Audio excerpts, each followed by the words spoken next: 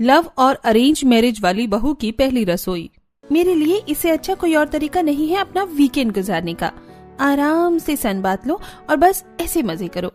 हाँ, लेकिन तेरे ये मजे के दिन ज्यादा दिन नहीं रहने वाले हैं काव्या, क्योंकि अब तो तेरी शादी हो जाएगी ना। हाँ, मेरे माँ बाबा दोनों ही मेरी शादी करवाने के लिए बेताब हैं, जैसे कि मेरी उम्र निकली जा रही है। उम्र नहीं निकली रही है तो अभी बहुत ज्यादा जल्दी भी नहीं है, तो शादी के हिसाब से परफेक्ट है और अच्छा ही तो है। तेरी शादी हो जाएगी तो अपनी लाइफ में सेटल हो जाएगी। हाँ, लेकिन फिर इस बेचारी की इस आजादी का क्या जो इसे अब मिली हुई है। वो तो है, लेकिन एक ना एक दिन तो सभी को शादी करनी ही होती है ना। मेरी आजादी की तो तुम चिंता नहीं करो, मैं ऐसी लड़की नहीं हूँ जो किसी के भी दबाव में आकर रहे। मैं अपनी सास की भी सास बन जाऊंगी। काव्या की बात को सुनकर उसकी दोनों ही सहेलियां हंस दी, जिसके बाद काव्या और वो ऐसे ही होटल के रूफ पर मजे करने लगी। काव्या एक बेहद ही अमीर लड़की थी, जिसने बचपन से जो कुछ भी मांगा था वो उसे मिला था और उसकी जिंदगी बहुत ही अच्छी गुजर रही थी। लेकिन अब काव्या के माँ बाप उसके लिए उसकी शादी करने को रिश्ता ढूंढ रहे थे, जहां एक घर में उन्होंने उसके फोटो भी दिए हुए थे। वहीं दूसरी तरफ काव्या के लिए जिस घर में बात चल रही थी, उसी घर में उसका एक देवर भी था, जिसकी भी शादी के लिए काव्या के ससुराल वाले लड़की देख रहे थे। सिया, इतनी टेंशन नहीं लेना, सब कुछ ठीक होगा। मैं टेंशन जानबूझकर थोड़ा ले रही हूँ, बस टेंशन हो रही है। तो उससे सच्चा प्यार करती है ना, अगर वो भी तुझसे सच्चा प्यार करता होगा ना तो सारी दुनिया से लड़ जाएगा, लेकिन तेरे बिना किसी से शादी नहीं करेगा। सही कहा, मुझे भी यही लगता है, क्योंकि मेरे घर वाले तो मान जाएंगे, लेकिन उसके घर वालों का नहीं पता है वो मानेंगी भी या नहीं। माँ बताएंगी भी कि क्यों बुलाया है? हाँ हाँ, सुनो, मैंने तुम दोनों के लिए ही ना बड़े अमीर घरों की लड़कियां देखी हैं, बहुत ज्यादा अच्छी हैं। एक नजर तुम लोग भी देख ही लो। और पता है जतिन, तेरे लिए तो मुझे एक पसंद भी आ गई है। माँ, आप तो जानती हो कि लड़कियों और लड़कियों में मेरा कोई भी इंटरेस्ट नहीं था और शायद ना ही कभी बन पाएगा। तो जो भी आपको आपके हिसाब से अच्छी लगे आप उसे ही मेरे लिए चुन लेना। मैं आपकी पसंद में राजी हूँ। ये हुई ना मेरे राजा बेटे वाली बात। लगता है कि भैया ने गोरी चिट्टी भाभी की फोटो छिपकर देख ली थी और आप शरीफ बनने का नाटक कर रही हैं। अरे नहीं, तू तो मुझे जानती ही है। अरे चलो, तुम्हारा बड़ा और आदर्श बेटा तो तुम्हारी ही पसंद पर राजी है, अब छोटे से भी पूछ लो। राहुल, देख और देखकर बता कि ये लड़की कैसी है। नहीं माँ, मुझे किसी लड़की की तस्वीर नहीं देखनी है, आप इसे रख दो। क्यों, क्या हो गया बेटा, क्यों नहीं देखनी है? भैया, सुना तो था कि छोटे भाई बड़े भाइयों की नकल करते हैं, लेकिन आप भी करने लग जाओगे, ये मुझे अंदाजा नहीं था। नहीं गौरी, मैं कोई नकल भी नहीं कर रहा हूँ। दरअसल वो बात यह है कि मुझे एक लड़की पहले से ही पसंद है, तो मैं उसके अलावा किसी से शादी नहीं करूंगा। राहुल की बात को सुनकर पहले तो सभी चौंक गए, लेकिन उसके बाद उसकी माँ विमला बोली, अरे ये तो और भी अच्छी बात है कि तुझे पहले से ही कोई अच्छी लगती है लड़की। तू पहले नहीं बता सकता था, बेकार में मैंने पंडित जी से इतनी मेहनत करवाई। चल बता कि वो कौन है। बता दे बेटा, घबराना नहीं। दरअसल माँ, वो लड़की मेरी पहली पसंद है। पहली बार मैंने उसको एक सब्जी की ठेली पर देखा था, बस तभी से वो मेरे दिल में बस गई। वो पास वाली चोल में रहती है। राहुल की बात को सुनकर सभी घर वाले चौंक गए। और क्या हुआ, आप सभी लोग चुप क्यों हो गए? तो एक चोल की लड़की से शादी करेगा? तेरा दिमाग तो ठीक है, एक चौल की लड़की, उसकी हैसियत हमारे आगे खाक की भी नहीं है, और तू उस 2 कौड़ी की लड़की से शादी करेगा? सबसे पहले तो मैं माँ आपको ये बता दूं कि वो 2 कौड़ी की नहीं है। 2 कौड़ी का होना और गरीब होना दोनों में अंतर है। और जिस 2 कौड़ी की आप बात कर रही है ना, उन 2 कौड़ियों के लिए अक्सर अमीर ही अपना ईमान बेच खाते हैं। समझ आया आपको? मैं सिया से ही प्यार करता हूँ, तो अगर मैं शादी करूंगा तो उसी से करूंगा, नहीं तो ताउम्र मुझे कुंवारा रहने में कोई दिक्कत नहीं है। राहुल, मैं अपना फैसला बता चुका हूँ और अब मैं पीछे भी नहीं हटूंगा माँ। अरे विमला, चलो छोड़ो। अगर तुम्हारे बेटे को कोई लड़की अच्छी लगती है तो खाक डाल दो उसकी हैसियत पर। हमारे घर आकर तो वो इस घर की बेटी ही बन जाएगी, तो तुम उसे अपना लो। ये कैसी बात कर रहे हैं आप? अरे छोड़ो ना माँ, आप एक बहू अपनी मर्जी से ला तो रही हैं, एक अपने बेटे की पसंद की आने दो। विमला को सभी घरवाले कन्विंस करने लगे, जिसके बाद विमला को ना चाहते हुए भी राहुल की शादी उसकी पसंद की लड़की से करने देने के लिए हामी भरनी पड़ी। बस फिर क्या था, नीलम ने सिया और काव्या दोनों के घर ही शादी की बात की और दोनों बेटों का रिश्ता पक्का हो गया। आज के दिन जतिन और राहुल दोनों ही अपने काम से फ्री थे। और माँ, मैं कुछ देर को बाहर जा रहा हूँ। रुक रुक, कहाँ जा रहा है? बाहर माँ, बताया तो आपको, दोस्तों के साथ जा रहा हूँ। नहीं, अभी कहीं नहीं जा। मैं काव्या के घर पर बात कर रही हूँ, आज उसको कहीं घुमाने को ले जाना। वैसे भी काम से तुझे फिर मौका नहीं मिलेगा और तुम दोनों इसी बहाने एक दूसरे को जान भी पाओगे। ठीक है माँ, करो बात। अगर ऐसा है तो क्या माँ मैं भी आज सिया को कहीं घुमाने ले जाऊं? मुझसे क्यों पूछ रहा है? शादी के लिए उसे पसंद करने से पहले मुझसे पूछा था जो अब तू पूछ रहा है। बोल। ठीक है माँ, तो मैं सिया को भी घुमाने ले जा रहा हूँ। ऐसे बोलकर राहुल ने भी सिया को फोन कर दिया और इधर से विमला ने काव्या से बात कर ली। कुछ ही देर के बाद दोनों भाई अपनी अपनी मंगेतरों को घुमाने को निकल गए। जहाँ पर बताओ तुम कहाँ जाना पसंद करोगी? कोई भी मेरी लेवल की जगह है। ये एक 5 स्टार रेस्टोरेंट है, यहाँ चले? क्या कहा?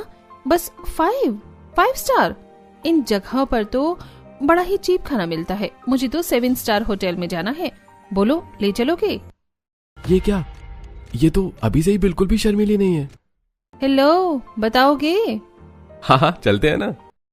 जतिन ऐसे बोलकर काव्या के साथ एक 7 स्टार रेस्टोरेंट में गया जो बहुत ही ज्यादा एक्सपेंसिव था। वहां का माहौल बड़ा ही शांत था। ऐसी ही शांति में काव्या भी आकर बैठ गई और उसने मेन्यू ले लिया।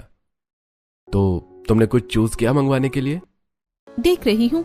हाँ, तो मुझे खाना है फ्राइड चिकन, साथ में एक hamburger, pizza and low calories वाला लेडीज लंच, डिजर्ट में tart and cake and drink में ब्लू मोजितो। इतना सब तुम खा लोगी? ये कैसा सवाल है भला? अब जितना भी खाया जाए, लेकिन मैं खाना ऐसे ही ऑर्डर करती हूँ, तुम भी कर लो। अरे नहीं, मैं बस पानी और मोहितो ले लूंगा। ओके। काव्या ने 7 स्टार होटल में इतनी सारी चीजों का ऑर्डर दे दिया। कुछ ही देर में खाना आया और वो दोनों खाते हुए बात करने लगे। तुम बताओ, क्या तुम हो मेरे काबिल? तुम्हारे माँ बाबा ने मुझे पसंद किया है तो कुछ तो देखा ही होगा ना।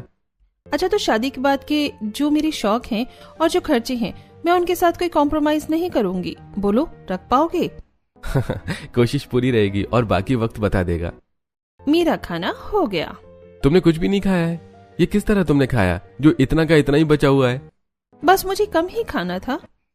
अगर कम खाना था तो इतना सारा खाना ऑर्डर नहीं करना चाहिए था। तुमसे तो मेरे खर्चे अभी से नहीं उठ रहे हैं, तो आगे क्या उठाओगे? वो बात नहीं है, इस सब का बिल मैं ही पे करूंगा, लेकिन रहने दो। ये लीजिए आपका मोहितो। काव्या और जतिन के लिए वो वेटर ड्रिंक ला रहा था। वो बेचारा अचानक से आते ही गिर गया। सभी लोग उसे देखकर उठाने लगे। अरे भाई साहब, आप गिर कैसे गए? उठ जाइए। What the hell? कितनी बेकार सर्विस है इस रेस्टोरेंट की। तो मैं जा रही हूँ। अरे काव्या रुको। भाई साहब, ये लो आपके पैसे। जतिन काव्या को रोकता हुआ उसके पीछे पीछे गया। काव्या गुस्से में अपनी गाड़ी में जाकर बैठ गई थी। एक तरफ से ये सब चल रहा था तो वहीं दूसरी तरफ। हम कहाँ जा रहे हैं? आज तो मैं तुम्हें 5 स्टार होटल की कॉफी पिलाकर लाऊंगा। नहीं, मुझे नहीं जाना है। गाड़ी रोक तो राहुल। क्यों, क्या बात होगी सिया? ये 5 स्टार होटल वोटल हम जैसे गरीब लड़कियों के लिए नहीं होते हैं। पागल हो गई हो? किसने कहा कि तुम गरीब हो? तुम अब मेरी पत्नी बनने वाली हो, समझ आया? मैं वो नहीं बोल रही हूँ जतिन, लेकिन तुम्हें अच्छा लगेगा क्या कि तुम मुझे किसी ऐसी जगह लेकर जाओ और मुझे वहाँ ऐसा महसूस हो कि मैं यहाँ क्यों आई हूँ, या मेरी हैसियत इतनी नहीं है? बोलो, नहीं ना? मुझे आउट ऑफ प्लेस महसूस करवाने में तुम्हें खुशी नहीं होगी ना? तो गाड़ी को रोक दो। हम किसी गरीब की चाय पर चलते हैं, वहाँ चाय की दुकान के बाहर चाय पियेंगे और बिस्कुट खाएंगे। इसीलिए मैंने तुम्हें चुना है सिया। लड़कियों की भीड़ में बहुत कम लड़कियां ऐसी होती हैं जिन्हें धन दौलत का कोई लोभ लालच नहीं होता, और वो तुम हो। चलो चलते हैं। राहुल की बात को सुनकर सिया बस मुस्कुरा दी, जिसके बाद वो दोनों एक चाय की दुकान पर चले गए और राहुल ने सिया के लिए चाय के साथ नमकीन भी ले ली और वो वहीं बैठकर चाय पीने लगे। एकदम कड़क पत्ती की चाय है, जैसे कि मुझे अच्छी लगती है। क्या हुआ राहुल, कुछ बात है क्या? सिया, एक बात कहूँ? तुम्हारे साथ के लिए ना मैं अपने माँ बाप से भी लड़ गया हूँ। हमारी शादी ऐसे ही नहीं हो रही है। उसके पीछे मेरे परिवार की नाराजगी और मेरी जिद और मेरा तुम्हारे ऊपर विश्वास है। प्लीज सिया, तुम हमेशा ऐसे ही रहना, कभी नहीं बदलना। मेरे मान को टूटने नहीं देना। कभी मुझे मेरे परिवार से ये ताना न मिले कि मैं लव मैरिज करके बहू लाया हूँ, तो इसमें मेरी गलती है। मैं खुद मर जाऊंगी, लेकिन तुम्हारा जो ये मेरे ऊपर मान है ना, कभी भी इसको आज नहीं आने दूंगी राहुल, और ये मेरा वादा है। सिया ने राहुल को वादा किया, जिसके बाद राहुल सिया को चाय पिलाकर लोकल बाजार में ले गया, जहां से उसने उसे शॉपिंग करवाई। जल्दी बताओ, ये गुलाबी वाली कुर्ती लो या हरा वाला? अरे दोनों ले लो। नहीं, ये तुम भी जानते हो कि मैं दोनों नहीं लूंगी। चलो अब जल्दी से बताओ। सिया ने राहुल से पूछकर उसकी ही पसंद का कुर्ता ले लिया, जिसके बाद वो दोनों ही अपने अपने घर को आ गए। वहीं दूसरी तरफ काव्या ने जतिन को पूरा सताया हुआ था और साथ ही उसने उसका वॉलेट भी खाली करवा लिया था। अरे वाह, आज तो मैंने बहुत सारी शॉपिंग कर ली। ये पी मेरे सारे पैसे उड़ा दिए और अब खुश हो रही है, लेकिन कम से कम इसका मूड तो सही हो गया। अरे जाओ, तुम्हारा घर आ गया है। ये सभी बैग्स मैं उठा कर लाऊं? लड़कियों से इस तरह काम नहीं करवाते हैं। फाइन, मैं रखता हूँ। मैं तुम्हारे बैग्स दरवाजे पर। बेचारे जतिन को खुद ही गाड़ी से निकलना पड़ा, जिसके बाद उसने काव्या का सामान दरवाजे पर रखवाया और काव्या इतराते हुए अपने घर में चली गई। कुछ ही देर के बाद जतिन घर आ गया। मैं आ गया माँ। घुमा लाया बेटा, बता वो कैसी लगी तुझे? माँ, अगर मैं सच कहूँ ना तो आप मेरी शादी करवा तो रही हैं, लेकिन मुझे वो लड़की बहुत ही ज्यादा नखरे वाली और एटीट्यूड वाली लगी। अमीर घर की लड़कियां ऐसी ही होती हैं। हाँ, क्योंकि बचपन से उनके नखरे उठाए जाते हैं, जिसकी वजह से वो ऐसी हो जाती हैं भाई। जो भी है, मैं तो अभी फ्रेश होने को जा रहा हूँ। जतिन ऐसे बोलकर अपने बाथरूम में चला गया और फ्रेश होने के बाद वो सो गया, क्योंकि काव्या ने उसे बहुत ही थका दिया था। ऐसे ही दिन गुजर गए और आज के दिन दोनों ही भाइयों की शादी हो गई थी। अभी उन दोनों की ही पत्नियों के गृह प्रवेश का वक्त था और वो दरवाजे पर खड़ी हुई इंतजार कर रही थी। रेखा, सुना है कि एक तो महलों की शहजादी बहू लेकर आई है विमला, और दूसरी तो फुटपाथी है। अरे बस हम क्या ही करें, बच्चे की जिद के आगे हार मान गए, वरना हमारे राहुल के लिए लड़कियों की कमी भी नहीं थी। मेरी पत्नी को कुछ भी बोलने से पहले लोग अपने गिरेबान में झांक लें कि कौन कितना काबिल है। राहुल की बात को सुनकर सभी लोग चुप हो गए, जिसके बाद दोनों बहुओं का गृह प्रवेश हुआ। आज के दिन काव्या का रवैया एकदम बदला हुआ था। वो बड़ी आहिस्ता से गृह प्रवेश की रस्म को करके घर के अंदर आई और उसने सभी के पांव छुए। अरे बहू जीती रहे, भगवान तुझे हमेशा खुश रखे। जीती रहे बहू। अरे वाह, अमीर घर से आई हुई बहू बस पैसे से ही नहीं बल्कि अपने संस्कारों से भी बहुत ज्यादा अमीर है। ऐसे ही थोड़ी ले आई हूँ मैं इसको बहू बनाकर, चिराग लेकर भी ढूंढोगी तो भी ऐसी बहू नहीं मिलेगी। विमला ऐसे ही अपनी बहू की तारीफ करके बहुत ही ज्यादा खुश हुई, लेकिन जतिन उसे देखकर सोच में पड़ गया था।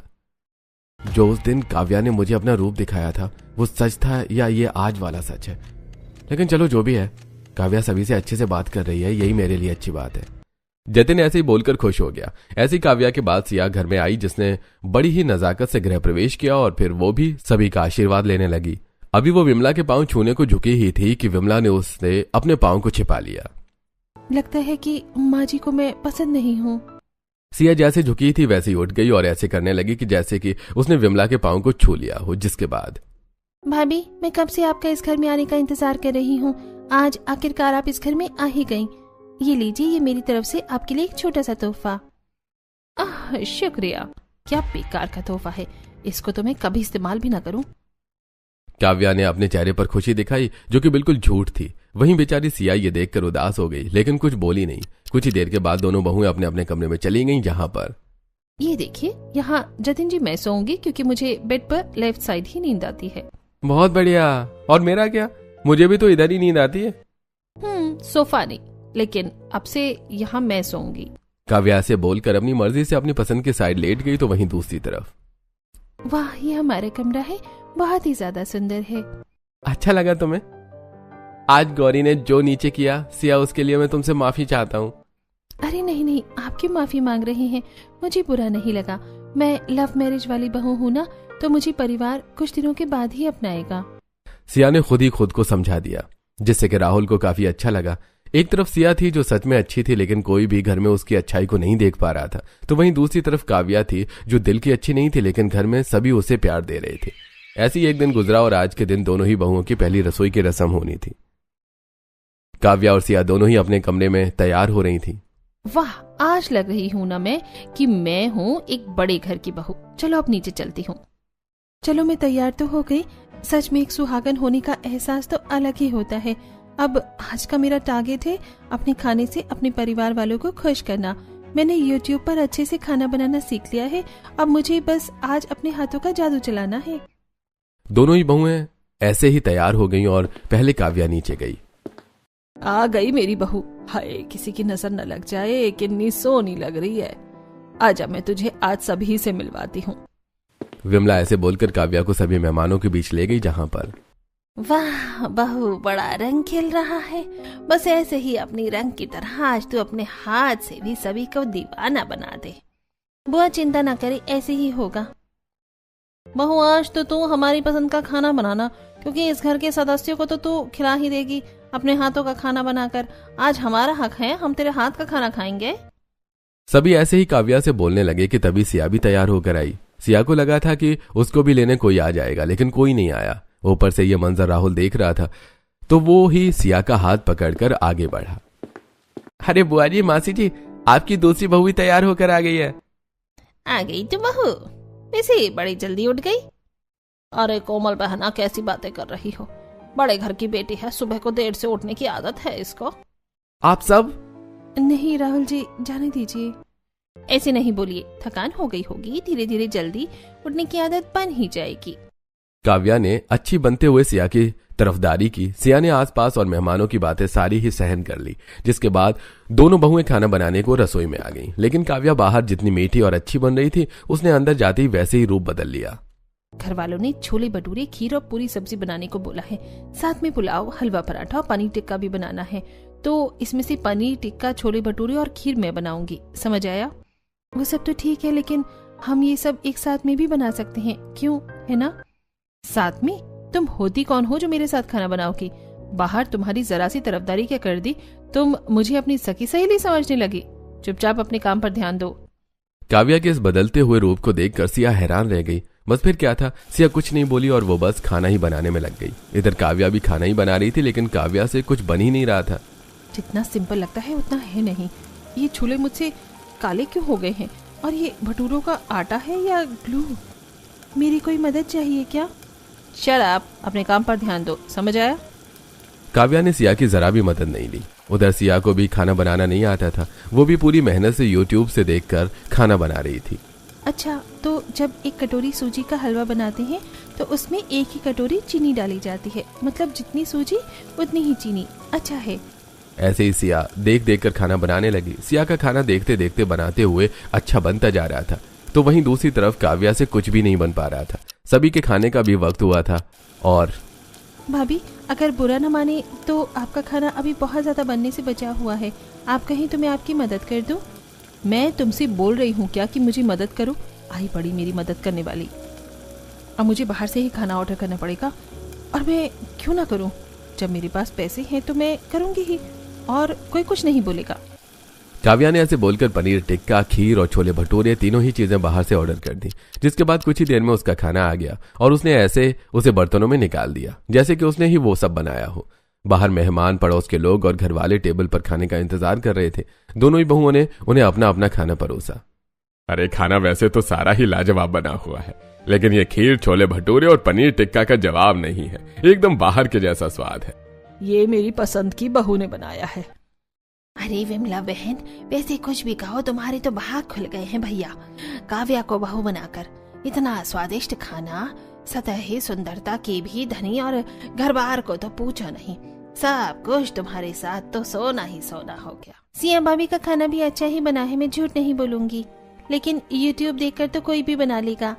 कोई अपनी क्रिएटिविटी ही नहीं है। आज तक तो तुझसे कुछ बनाया नहीं गया यूट्यूब देखकर, तो तू एकदम गोबर है। बोल भैया, आप ज्यादा नहीं बोलिए। अरे तुम खाने के टेबल पर बैठकर बहस नहीं किया करो, समझ आया? बाबा, अपने बेटे को ही समझाइए।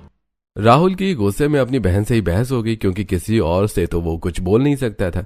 कुछ ही देर के बाद जब सभी ने खाना खा लिया, तब सिया और काव्या को शगुन मिला, जिसमें काव्या को 9 लाख का हार और सिया को 1000 रुपए मिले थे।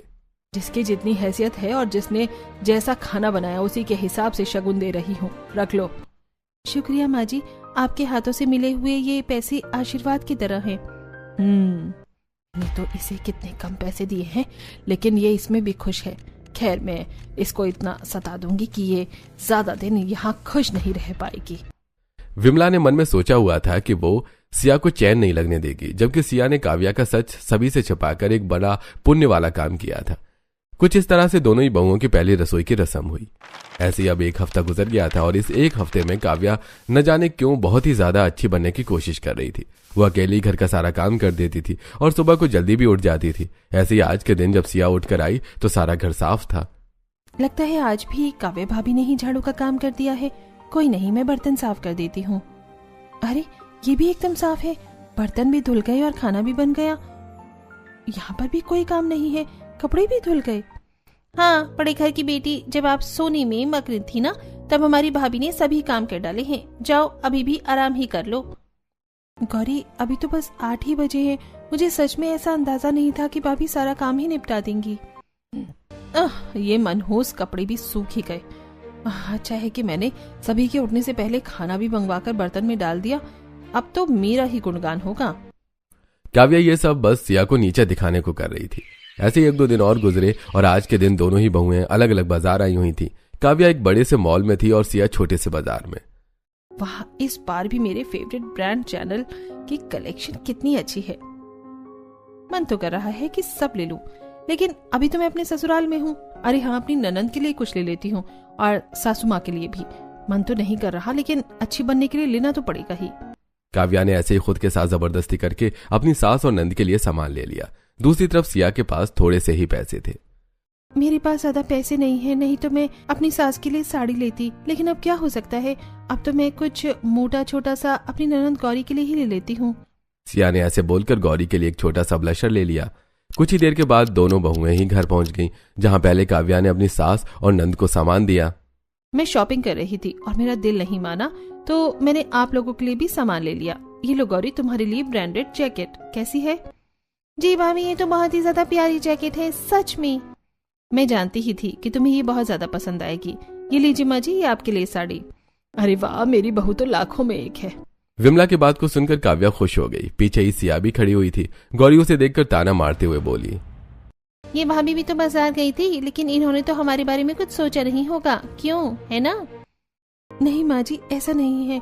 मेरे पास ज्यादा पैसे नहीं थे, तो मैं बस गौरी के लिए एक ब्लशर ले आई हूँ। गौरी लो, तुम्हें अच्छा लगेगा। नहीं चाहिए, रख लीजिए आप ही। मैं तुम्हारे लिए बड़े ही मन से लेकर आई हूँ। सिया ने अपना तोहफा काफी देना चाहा, लेकिन सिया ने उससे वो नहीं लिया। ऐसे ही चलते चलते 1 महीना गुजर गया था। इस 1 महीने में काव्या ने अपने परिवार वालों की नजर में बहुत ही अच्छी जगह बना ली थी। सभी उसे बहुत ही अच्छे बहू समझते थे। ऐसे ही दिन गुजर रहे थे कि आज के दिन काव्या के बाप का अमरेंद्र के पास फोन आया। हेलो समधी जी, कैसे हो? अरे मैं अच्छा हूं, आप बताइए, आप कैसे हैं? हम भी ठीक हैं। बस अपनी बेटी के बारे में पूछना था, कैसी है वो, ठीक से रह तो रही है? अरे ये भी कोई पूछने वाली बात है? आपकी बच्ची बिल्कुल हीरा है, हीरा। बहुत ही अच्छे से घर में रहती है। क्या सच? अच्छा ठीक है, एक बार ससुराल वालों से जान लेना सही होता है। माँ बाप का कि कहीं उनकी बच्ची तंग तो नहीं कर रही है। अरे आप बेफिक्र रहिए, वो बिल्कुल भी नहीं सताती है हम लोगों को। अमरेंद्र ने ऐसे बोलकर बात को खत्म कर दिया। और हाँ जी, क्या कहा समधी जी ने? हमारी बेटी ने अपना वादा पूरा कर दिया है। अब हमारी बारी है अपना वादा पूरा करने की। मैं जानती थी मेरी बच्ची कभी भी हमारा सर झुकने नहीं देगी। माधुरी की बात को सुनकर केशव बस मुस्कुरा दिया। उसके बाद दोनों माँ बाप किसी चीज की प्लानिंग करने लगे। ऐसे ही जैसे कि अगली सुबह आई तो सुबह सुबह किसी ने विमला के घर के सामने गाड़ी का हॉर्न बजाना शुरू कर दिया, जिसकी आवाज से सभी जाग गए। कौन है जो ये सुबह की नींद खराब कर रहा है? काव्या गुस्से में ऊपर से आई। घर वाले पहले ही बाहर खड़े हुए थे और जैसी काव्या बाहर आई तो वो हैरान रह गई, क्योंकि वहां सुबह सुबह उसका बाप गाड़ी लेकर आया था, जो कि काव्या की ड्रीम कार थी। बाबा बाबा, ये तो लैम्बोर्गिनी है जो मुझे आपसे चाहिए थी। मेरी बेटी ने मुझसे कुछ मांगा और मैं उसको ना दूं, ये तो अच्छा ही नहीं होता ना। ये मेरी बच्ची के लिए, जिसने मुझसे अपना वादा किया हुआ निभाया, तो अब ये बाप भी अपना वादा निभाएगा। बाबा, ये करोड़ों की गाड़ी आप अपनी बेटी के लिए लाए हैं? हाँ समधन जी, एक ही तो राजकुमारी है हमारी, अब उसकी भी ख्वाहिशों को पूरी नहीं करेंगे तो किसकी करेंगे? माधुरी को देखकर काव्या उससे भी लिपट गई और कुछ ही देर के बाद वो वहां से चले गए। ऐसी दोपहर का वक्त हो गया और सभी खाना खाने को टेबल पर बैठे थे कि तभी ऊपर से शॉर्ट ड्रेस पहने और बिल्कुल अलग ही लुक में काव्या आई। बहू, आज खाना नहीं बनाया? क्यों, मुझ पर ठेका है? अरे ये क्या तरीका है अपनी सास से बात करने का? और ये कपड़े क्यों इतने छोटे पहनी हुई हो? ये फैशन है और एटलीस्ट ये कपड़े आपकी सोच से तो बड़े ही हैं बाबा जी। काव्या ऐसे बोलकर अपने परिवार वालों को औकात दिखाती हुई चली गई। कुछ ही देर के बाद सिया खाना लाई और कोई बात नहीं है माँ बाबा, आज उनका नया तोहफा आया है ना, तो वो कुछ ज्यादा ही खुश हैं। कल तक सब सही हो जाएगा। मैं यही तो सोचूं कि आखिर एक ही दिन में इतना कैसे बदल गई। अब समझ आया कि कैसे ये सब बस अपने बाप से गाड़ी लेने का नाटक था। जतिन ने गुस्से में ये बात कही, जिसके बाद वो टेबल से उठ गया। ऐसे ही काव्या ही घर वालों को राह देखते देखते शाम हो गई, लेकिन वो घर में आने को तैयार नहीं थी। ओहो, आज तो मुझे पहले से भी ज्यादा मजा आ रहा है। म्यूजिक को थोड़ा सा और लाउड करो ना। काव्या ड्रिंक भी कर रही थी और नाच भी रही थी। ऐसी राह देखते देखते रात के 12 बज गए और वो आधी रात को घर आई, जिसके बाद भी उसने किसी की नहीं सुनी और वो बस जाकर सो गई। ऐसे ही अगली सुबह घर वालों ने काव्या को घेर लिया। बहू तू हमारे मुंह काले करवाएगी क्या? मोहल्ले में तेरा जितना नाम था ना, उतनी ही बदनामी हो जाएगी, इसलिए अब से तू ऐसे बाहर नहीं जाएगी। बस। क्यों नहीं जाऊंगी? मैं तो जाऊंगी, और किसी के बाप में भी दम हो ना तो मुझे रोक कर दिखाए। काव्या ऐसे ही अपने ससुर से मुंह चलाकर आज भी घर से निकल गई, और ऐसे ही उसने आज भी आवारगी में ही वक्त गुजारा। अब रोजाना ऐसा ही होने लगा था। अब दोनों बहुओं की हकीकत सामने आ रही थी। जिसे घरवाले देवी समझते थे वही असली डाइन थी, और अब घर वालों के काम सिया ही करती थी। ऐसे ही सब चल रहा था कि आज के दिन, सिया अब तो तुम खाना और भी अच्छा बनाने लगी हो। हाँ, यूट्यूब देखकर। विमला ने आज भी सिया की तारीफ नहीं की। एक तरफ घर में ये सब चल रहा था तो वहीं दूसरी तरफ काव्या आराम से ड्राइव कर ही रही थी कि तभी उसका एक ट्रक से खतरनाक एक्सीडेंट हुआ। एक्सीडेंट इतना खतरनाक था कि उसकी पूरी गाड़ी पिचक गई और काव्या दूर जाकर गिरी। गिरते ही उसका खून बहने लगा और जल्दी से वहां मौजूद लोग काव्या को अस्पताल लेकर गए, जहां खबर लगते ही दोनों बहुओं के घरवाले और विमला का पूरा परिवार पहुंच गया। कहाँ है मेरी बहू? बहन हिम्मत रखो, बेटी अंदर आईसीयू में है, हालत बड़ी ही सीरियस है। सभी अब बेबस से खड़े हुए थे। काव्या का करोड़पति बाप कुछ नहीं कर पा रहा था। ऐसी कुछ देर सभी टेंशन में रहे कि डॉक्टर बाहर आए और देखिए, पेशेंट की हालत बहुत ही नाजुक है, हमें फौरन 4 यूनिट खून की जरूरत है। जो कोई भी हेल्दी हो उसका खून ही चाहिए। है कोई? डॉक्टर, मैं दे दूंगा, लेकिन मैं शराब का सेवन करता हूं।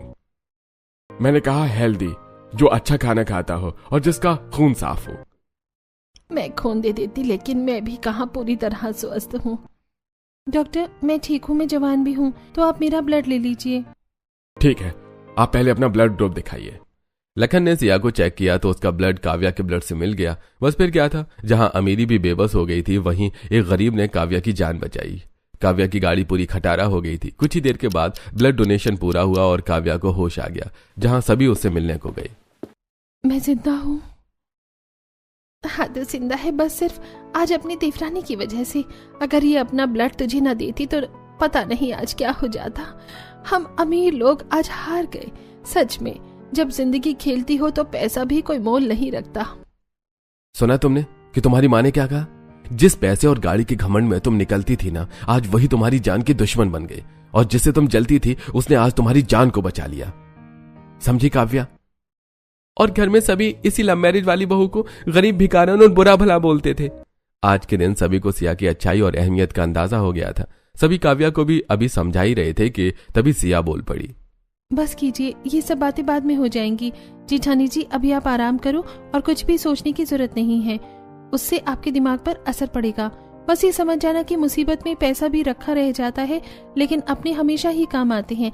इसीलिए अमीरी पैसे से नहीं, रिश्तों की अहम है। तुमने मुझ पर ऐसा एहसान कर दिया है, ना ही मैं चाहकर भी इसको उतार सकती हूँ।